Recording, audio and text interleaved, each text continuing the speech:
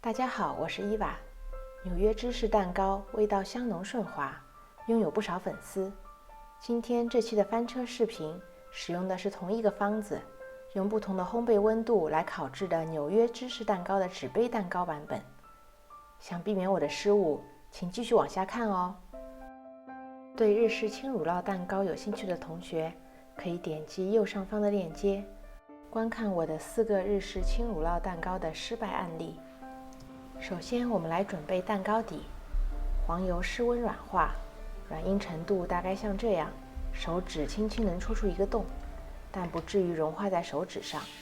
将黄油、细砂糖及海盐放在一个搅拌盆中，稍稍打发，不需要打至发白体积膨胀。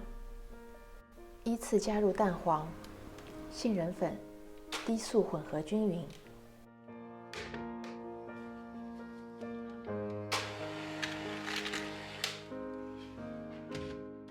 最后筛入面粉及泡打粉，手工拌匀，差不多成团就停止搅拌，以防面团出筋。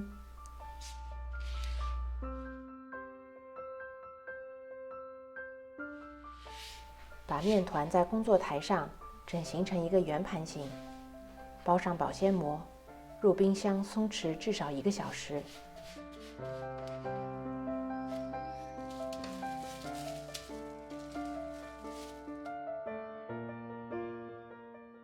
将松弛好的面团取出，擀开。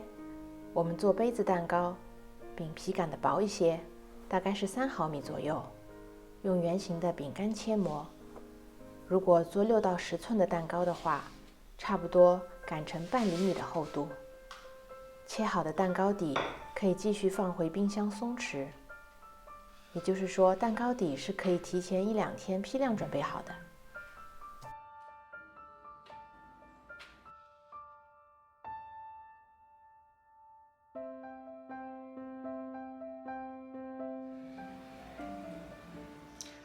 烤箱预热至180摄氏度，将松弛好的饼皮入烤箱烤15至18分钟。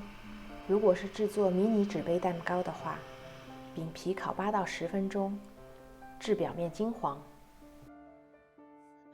现在我们来准备芝士馅，将室温软化的奶油奶酪与细砂糖及柠檬皮搅打至砂糖融化。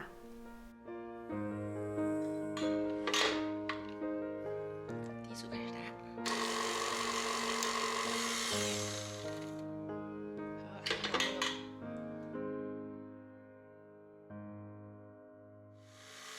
然后依次加入蛋黄、全蛋、法式酸奶油。每次加入材料时，都确保要混合均匀。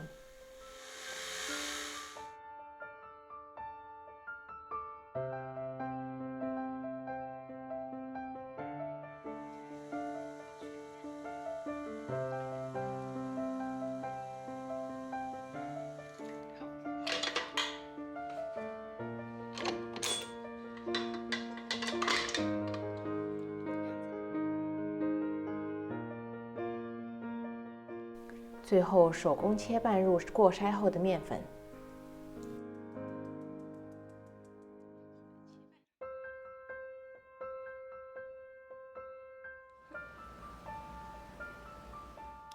在蛋糕底彻底晾凉后，将芝士馅装入纸杯中。第一批蛋糕的馅料中，冷冻莓果是在馅料1/3满时加入。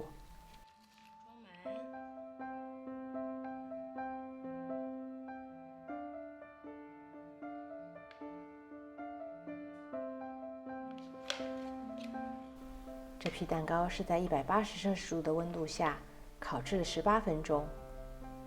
由于烘焙温度过高，蛋糕在烤箱中上升得太快，出炉后中间塌陷严重。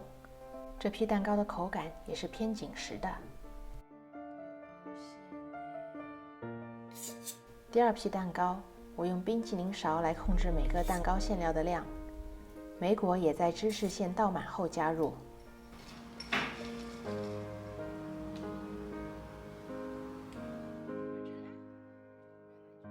第2批的烤制温度是150摄氏度，18分钟。2次都把烤盘直接放在烤箱最底层。在烤制过程中，这批蛋糕表面平整，出炉后没有塌陷。在摇晃烤盘时，可以看到蛋糕中心已经凝结，但仍有稍微的晃动。出炉后，让蛋糕在模具中定型5分钟，再放到架子上晾凉。这批蛋糕的口感更细腻柔滑。以下是我的小结。我这次选择制作纸杯蛋糕，是因为如果是烤制整个蛋糕，烘焙时间会需要45分钟至1个小时，而改成纸杯蛋糕，制作时间就会大大缩短。第2批蛋糕可以再烤3分钟左右。切开可以看出当中凝固的不太结实。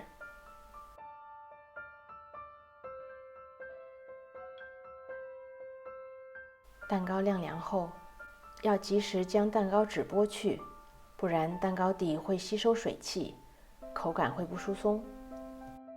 看了这期翻车记录，大家在烘焙的过程中要吸取我的教训哦。这就是我今天的学习成果，谢谢大家的陪伴，我们下个视频中再见喽。